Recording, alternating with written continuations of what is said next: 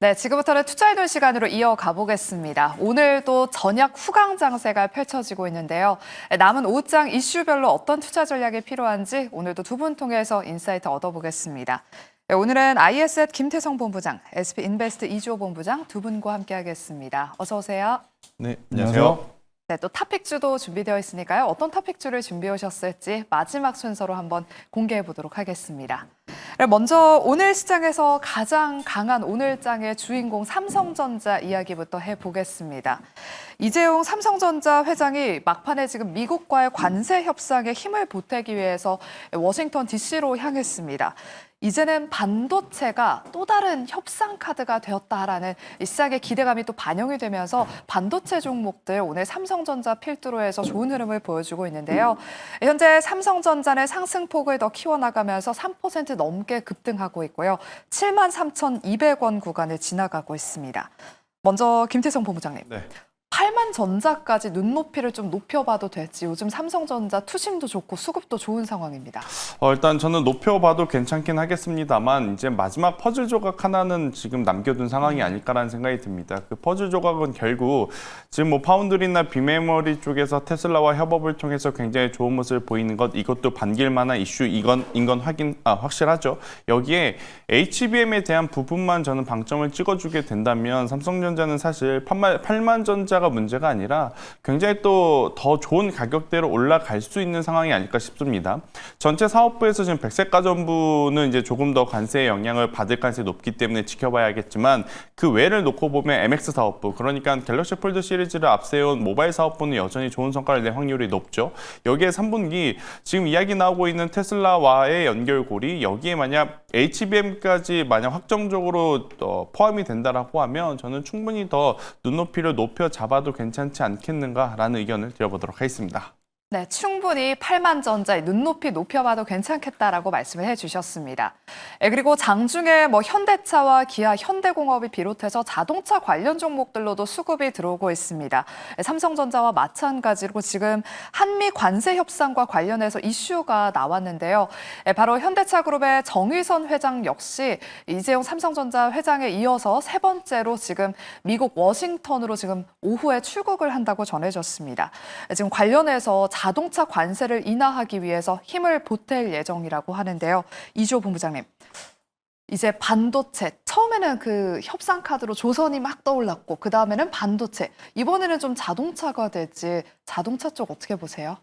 사실 저는 잘 될 것 같거든요. 왜냐면 지금 우리나라 이제 대기업 회장님들까지 이렇게 출동한다. 사실은 정의선 회장은 지난번 4월에 자동차 품목관세 부과 때도 미국에 갔던 이력이 있습니다. 그렇기 때문에 이번에 가서 아무래도 이재용 회장님과 함께 더불어서 지금 협상을 할 때 같이 투자에 대한 이야기를 많이 할 것 같습니다. 그렇다고 한다면 지금 여러 가지 대기업 회장님들과 함께 우리나라 정부에서 이런 노력을 한다. 저는 협상 가능성이 있다라고 생각하고 있고, 그러다 보니까 시장에서 지금 이렇게 반응하지 않나 이렇게 생각을 합니다. 그렇기 때문에 지금 자동차 관련해서는 현대 기아차도 지금 상승이 나오고 있고요. 그 밑단에 있는 부품주까지도 일제히 상승이 나오고 있기 때문에 아무래도 우리나라는 FTA 때문에 만약에 협상이 되면은 12.5% 가능성이 좀 있기 때문에 이 부분을 기대하는 심리가 지금 수급으로 유입되고 있다. 이렇게 보고 있습니다. 네, 15%가 아니라 12.5% 한번 기대해 보겠습니다. 그리고 다시금 좀 삼성전자 이야기로 돌아가서 삼성전자 주가가 최근에 이렇게 크게 주목을 받는 데는 또 테슬라의 영향도 있습니다. 오늘은 기판, 이 자율주행용 기판의 수혜주가 될 것이다라고 시장에서 주목받으면서 대덕전자, 삼성전기가 여전히 두 자릿수대 급등세를 이어가고 있는데요. 이주호 본부장님, 기판이 이렇게 수혜받는 이유가 궁금하고요. 그리고 여전히 좀 기판주들 그럼 매수도 유효한지 이 부분도 짚어주실게요. 우선은 오늘 삼성전기의 급등은 역시나 삼성전자가 이제 파운드리 테슬라와 계약했던 건이 가장 큰 것 같습니다. 왜냐면 지금 결과적으로 AI6 칩이 이제 로봇이라던가 자율주행에 쓰일 건데 이미 AI4 같은 경우는 삼성전기가 이미 지금 납품하고 있었어요. 그렇기 때문에 이러한 부분들이 부각이 되면서 결국에는 지금 차량용 반도체 관련해서 이런 쪽으로 부각을 받고 있다. 그러면 결국에는 차량용 반도체에 들어가는 FC BGA 기판인데요. 여기가 지금 삼성전기가 하고 있고, 그리고 대덕전자가 급등 나온 이유도 지금 삼성전기와 같은 이슈로 지금 급등이 나왔다. 이렇게 생각하시면 좋을 것 같아요. 그리고 더 재밌는 거는 지금 삼성전기가 올라가고 대덕전자가 올라가니까 그 밑단에 있는 XR이라던가 이런 쪽까지 일제히 다 상승이 나오고 있거든요. 그러면은 지금 중요한 것은 뭐냐면 삼성전자가 시작을 했고 그 다음에 이제 삼성전기 그리고 지금 삼성그룹주들이 일제히 상승이 나오고 있는 상황에서 우리는 그러면 대형주들도 대형주지만 그 밑단에 있는 종목군들도 이제는 바닥권에서 올라올 가능성이 있다라고 좀 생각을 해보시면서 지금 삼성전기와 연결된 기업들 위주로 좀 집중해 보시면 좋은 결과 있을 것 같다라는 말씀 드리겠습니다. 네, 7월 한 달 동안 이 삼성전자의 상승률이 무려 20%를 넘기면서 2001년 12월 28%를 기록했던 이후 최대라고 합니다. 삼성전자 향 수혜주에 계속해서 관심 가져보자, 삼성전기 후속주도 기대해보자라고 말씀해 주셨습니다. 그리고 최근 AI 소프트웨어 종목들이 반등하려는 움직임을 보이고 있습니다. 오늘은 마음 AI가 오전장에 25%대까지 급등을 했는데 현재는 윗꼬리를 좀 길게 달았습니다. 로봇 파운데이션 모델을 상용화한다라는 소식이 전해지면서 상승의 트리거로 작용을 했는데요. 김태성 본부장님, 네. 아니 이 재료는 로봇 모멘텀인 것 같은데 또 움직이더라고요. AI 관련주들이 네. AI와 또 로봇주들 지금부터 조금씩 봐야 될 때일까요? 일단 로봇주들은 저는 보셔도 괜찮다. 하지만 AI 소프트웨어 쪽은 안 좋다, 나쁘다라는 이야기를 드리기 이전에 상승에 좀 리밋, 제한이 좀 있을 가능성이 높다는 생각이 들어요. 왜 그러느냐? 결국 이제 매출, 고객사에 대한 다변화, 그리고 이제 시장에 대한 다변화가 로봇은 국내뿐만 아니라 지금 해외 시장에서 어떻게 보면 선을 보일 수 있는 발판이 다 마련이 되어 있죠. 하지만 반대로 지금 우리나라만의 AI 소프트웨어를 해외에 진출을 하려고 했을 때 과연 어떤 소비자가 어떤 제품을 살까? 이걸 생각을 해보면 아직까지 우리나라 AI 소프트웨어는 국내 한정일 가능성이 저는 높다는 생각이 듭니다. 그러다 보니 아무래도 이제 굉장히 좋은 뉴스가 나왔음에도 불구하고 그리고 해당 산업에서는 센세이션을 일으킬 만한 이슈였음에도 불구하고 오늘 추가적인 상승세가 나오지 못하고 윗꼬리가 달리고 있는 이유가 아닐까라는 의견을 조심스럽게 드려보도록 하겠고요. 대신에 시간이 좀 필요하더라도 해외 시장에서 우리나라 AI 소프트웨어 기업들이 얼마만큼의 영향력을 펼칠 수 있는지 눈으로 확인을 해야 저는 충분히 투자를 해도 괜찮지 않겠나라는 생각이 듭니다. 로봇, AI 하드웨어, 장비, 부품 이 산업 모두 공통적으로 해외에서도 우리나라 기업들의 지금 품질적인 부분, 기술적인 부분, 가격적인 부분이 굉장히 탑티어로 선정이 되어 있다 보니까 주가가 계속 올라가는 거거든요. 하지만 조금 아쉽게도 아직까지 AI 소프트웨어 쪽은 인풋 대비 아웃풋에 대한 부분이 조금 아쉽습니다. 그래서 이쪽 부분은 조금은 더 지켜보시는 게 맞지 않겠는가라는 의견을 드려보도록 하겠습니다. 네, AI보다는 로봇주에 한 표를 던져주셨습니다. 다음으로는 또 오늘 시장에서 강한 2차 전지주들도 진단해 보겠습니다. 7월 한 달 동안 삼성전자의 상승률뿐만 아니라 2차 전지주들의 상승률도 정말 어마어마한 모습을 보이고 있습니다. 오늘은 역시나 삼성이 붙은 이 삼성 SDI가 급등하면서 여전히 9% 넘는 장대 양봉을 그리고 있는데요.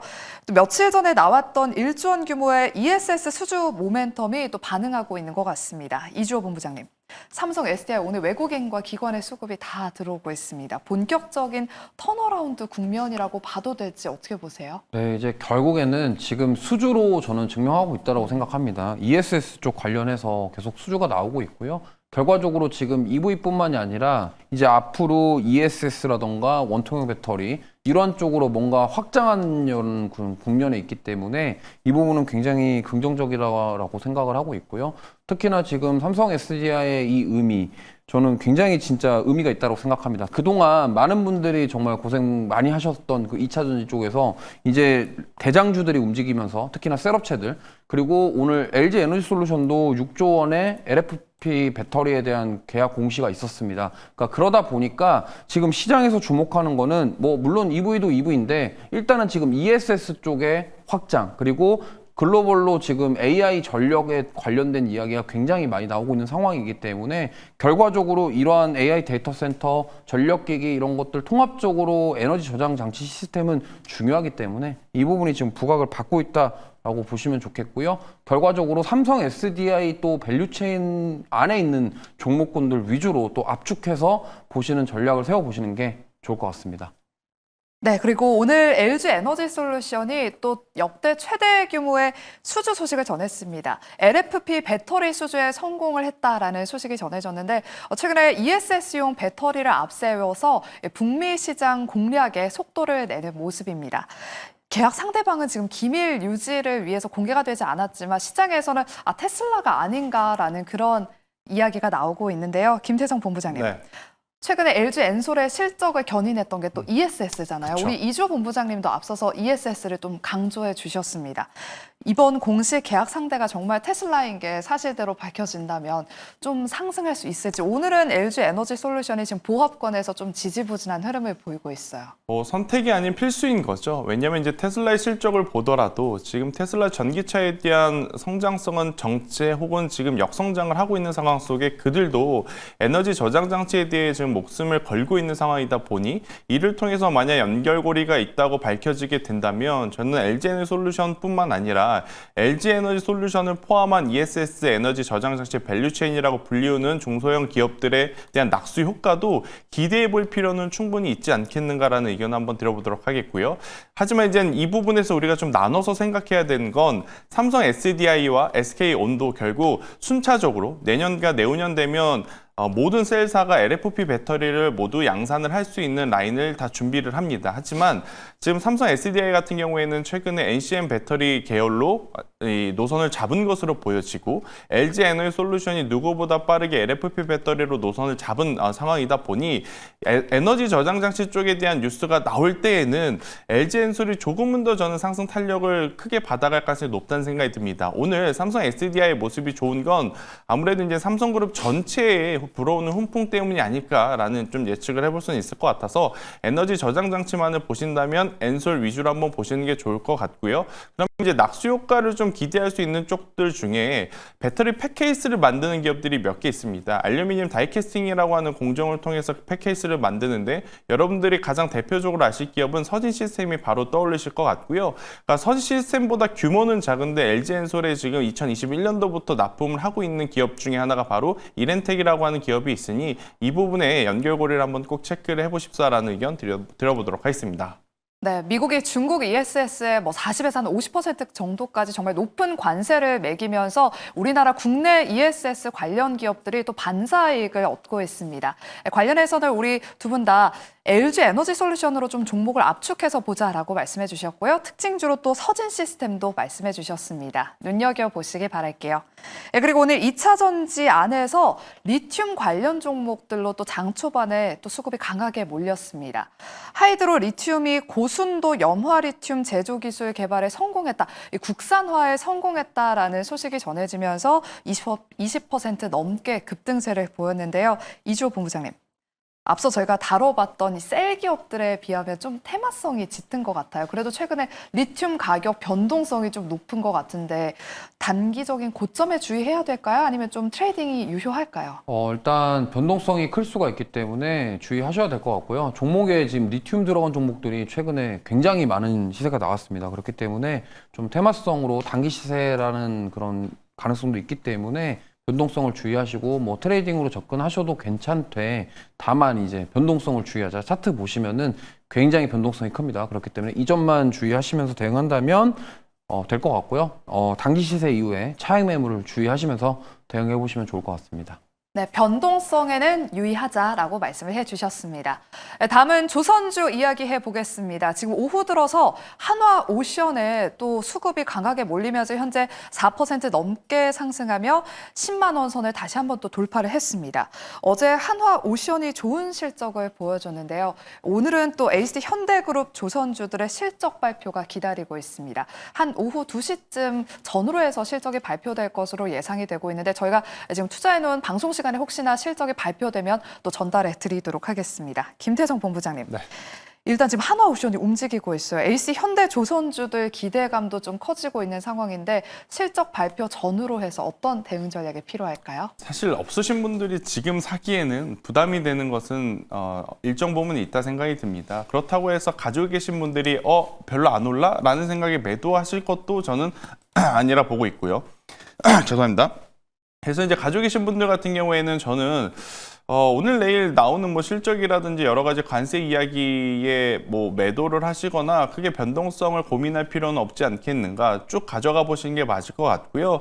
오히려 신조선가가 역사상 최고가로 넘어가는 그 순간까지 저는 쥐고 가시는 게 맞지 않을까. 결국 이제 신조선가는 시기와 시점이 문제일 뿐 계속 올라갈 가능성이 높은 게, 과거보다 지금 우리가 바라보는 수주 잔고 재고를 또 보면, 잔량을 놓고 보면 친환경 선박에 대한 수주 잔고가 굉장히 많습니다. 그러니까 과거보다 더 비싼 배들의 수주 잔고가 많이 쌓이고 있는 것은 팩트라서 저는 이 부분을 좀 고려해 보셨으면 좋겠다는 생각이 들고 있고요.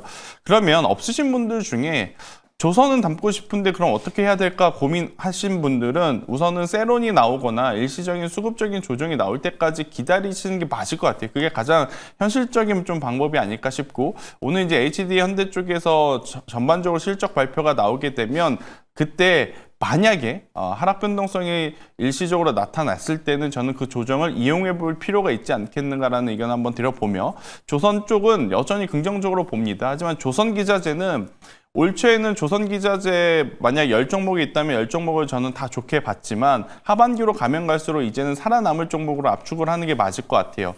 조선 특정한 브랜드에만 납품하는 부품사들보다 조선 빅4 그리고 유럽 선사들과 이제 협업을 할 수 있는 기술을 가지고 있는 기업들 한번 보시는 게 좋을 것 같아서, 가장 대표적으로 떠오르는 게 아마 여러분들 엔진 쪽일 것 같습니다. 엔진 쪽을 가장 저는 탑티어로 보고 있고, 그 다음에는 독보적인 기술력을 가지고 본다면 우리나라에서는 세진중공업이라고 하는 대형 탱크를 만드는 기업도 한번 꼭 체크를 해보심이 좋지 않겠나라는 의견 드리겠습니다.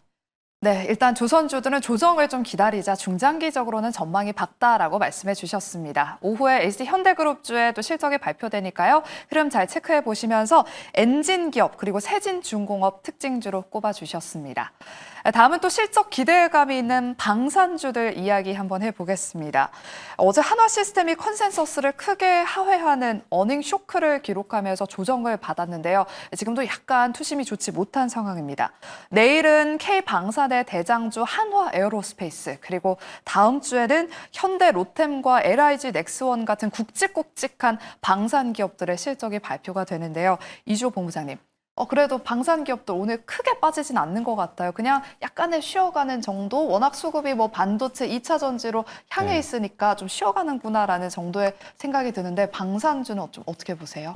일단 어제 그 하나시스템의 실망스러운 그 실적이 영향을 줬다 이렇게 생각하고 있고요. 사실 지금 막 크게는 빠지진 않더라도 그렇다고 해서 이게 오늘이 기회다라고 생각하기에는 조금은 좀 그렇습니다. 왜냐면 수급이 워낙 지금 반도체랑 2차 전지 쪽 너무 강하다 보니까, 이게 만약에 내일 하나에어로스페이스 실적이 잘 나온다고 하더라도 과연 이게 상승 트리거가 될 수 있을지는 좀 생각을 해봐야 될 것 같아요. 왜냐면 지금 시장이 너무 좋은 상황인데 방산주들 대부분이 지금 다 고가권입니다. 그러니까 대부분 다 신고가 영역에서 옆으로 횡보하고 있는 상황에서 과연 이거를 지금 수급이 따라 들어갈 수 있을지를 생각해 보면 오히려 지금 2차 전지라던가 반도체 쪽이 조금 더 매력적일 수밖에 없거든요. 그래서 제가 봤을 때는 지금 신규 접근하기보다는 일단 보유하고 계신 분들의 대응의 영역이 아닐까, 이렇게 좀 말씀드리겠습니다. 네, 실적 발표 전 미리 매수하는 전략보다는 일단은 좀 지켜보자라고 말씀해 주셨습니다. 그럼 마지막으로는 저희가 비만 치료제 진단 짧게 한번 여쭤보도록 할게요. 위고비 열풍을 몰았던 노보노디스크가 간밤 20% 넘게 미증시에서 급락 마감했습니다. 실적 발표를 통해서 위고비 매출이 예상치를 크게 하회하면서 급락세를 보였는데요. 김태성 본부장님. 네. 국내 비만 치료제 관련주들도 영향을 받고 있어요. 좀 리스크를 피해야 될까요? 일단 유통 관련한 기업들, 대표적으로 이제 블루엠텍을 좀 이야기 드릴 수밖에 없을 것 같고, 그리고 이제 최근에 종근당이라고 하는 기업은 제파운드를 또 유통할 수 있겠다라는 이야기가 나타나면서 어제 굉장히 좋은 모습을 보였다가 지금 하루 만에 반락하는 모습을 좀 보이고 있거든요. 그러니까 지금 시장에서는 위고비의 시장 점유율이 떨어진 만큼 다른 제품이 어떻게 보면 점유율을 가지고 가니까 그 제품을 따라가는 것이 맞지 않을까라고 생각들도 하시는 것 같은데 계속 A라는 제품의 대항마인 B가 나오고 B라는 제품에 대한 대항마가 C가 나오는 그런 구조가 되어버렸으니까 우선은 저는 리스크 관리를 하는 게 맞지 않겠나라는 조심스러운 의견을 드려보도록 하겠습니다. 네, 그럼 이제 마지막 순서로 두 분의 탑픽주 공개해 보겠습니다. 먼저 이주 본부장님의 오늘 탑픽주는요?